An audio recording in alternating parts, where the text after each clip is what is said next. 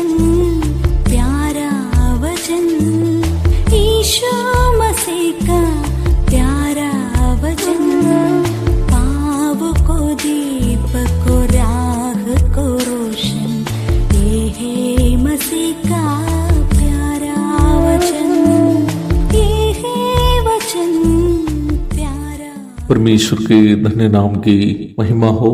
प्रभात मनन के सत्र 1920 में आप सभी का बहुत ही विनम्रता के साथ स्वागत करता हूं। आइए आज का मनन के लिए हम पढ़ते हैं इब्रानी अध्याय 8 पद 1 और 2। अब जो बातें हम कह रहे हैं उनमें से सबसे बड़ी बात यह है कि हमारा ऐसा महायाजक है जो स्वर्ग पर महामहिमन के सिंहासन के दाहिने जा बैठा है और पवित्र स्थान और सच्चे तंबू का सेवक हुआ, जिसे किसी मनुष्य ने नहीं वरन प्रभु ने खड़ा किया है। इब्रानी 8वां अध्याय की पहली पद से लेकर 10वां अध्याय की 18वीं पद तक उस नई वाचा का व्याख्या है जिसका वादा यिर्मयाह 31 की 31 से 34 तक के पदों में किया है। और ये वाचा न्याय व्यवस्था में दी गई पुरानी वाचा के विपरीत की वाचा है। आने वाले दिनों में निम्न विषय पर हम अधिक मनन करेंगे। 8वां अध्याय की प्रथम 5 आयतों में लेखक पाठकों से कह रहा है कि यीशु मसीह का याजक पद हारून के याजक पद से अधिक श्रेष्ठ इसलिए है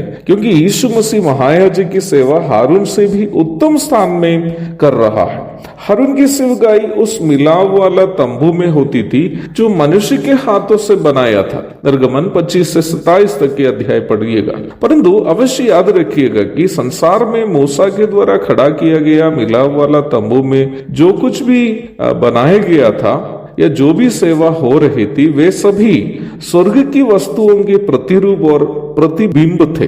They were a copy and shadow of heavenly things। इब्रानी 8 की 5। कहने का तात्पर्य यह है कि हारून या अन्य लेवी महायाजकों के द्वारा मिलाव वाला तंबू में जो सेवा की जा रही थी वह उस सेवा की छाया थी जो वर्तमान में यीशु मसीह स्वर्ग में कर रहा है। संक्षेप में कहूं तो न्याय व्यवस्था के याजक पद यीशु मसीह के याजक पद की परछाई थी, लेवी याजक पद परछाई और यीशु मसीह का याजक पद उसकी पूर्ति है। प्रारंभ में पढ़ी गई पद यीशु मसीह के याजक पद के साथ साथ परमेश्वर के त्रिएकता की ओर भी प्रकाश डाल रहा है। यीशु मसीह को परमेश्वर पिता के दाहिने ओर विराजमान के रूप में दिखाने के द्वारा लेखक पिता और पुत्र के अलग अलग व्यक्तित्व को भी यहाँ याद दिला रहा है, जिसके बारे में इब्रानी विश्वासी पहले से ही अवगत है। परंतु यह निम्न बात को पुनः याद दिलाने के पीछे लेखक का ये उद्देश्य भी हो सकता है कि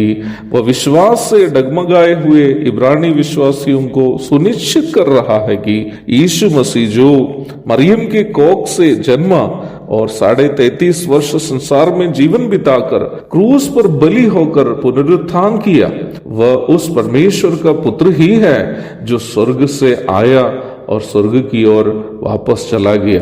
प्रथम आयत में यीशु मसीह का परिचय जो लेखक ने किया बड़ी रोचक तरीके से किया है। वह हमारा महायाजक, he is our high priest. यद्यपि हम गैर यहूदी विश्वासियों को न्याय व्यवस्था से और लेवी याजक पद से विशेषकर कुछ लेना देना तो नहीं भी हो, यीशु मसीह में हम बहुत सौभाग्यशाली है क्योंकि यीशु मसीह जो स्वर्ग में विराजमान चिरस्थायी महायाजक है वह हमारा महायाजक है। यीशु मसीह में हम भी चिरस्थायी रूप में परमेश्वर के साथ मेल में है, परमेश्वर के साथ संबंध में है। एक और शुभ दिन की धन्य कामनाओं के साथ आज का मनन में यहाँ समाप्त करता हूँ। प्रभु आप सबको आशीष दे।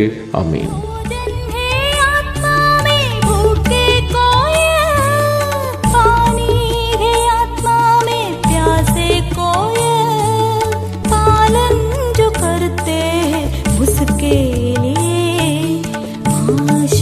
पाने का साधन है।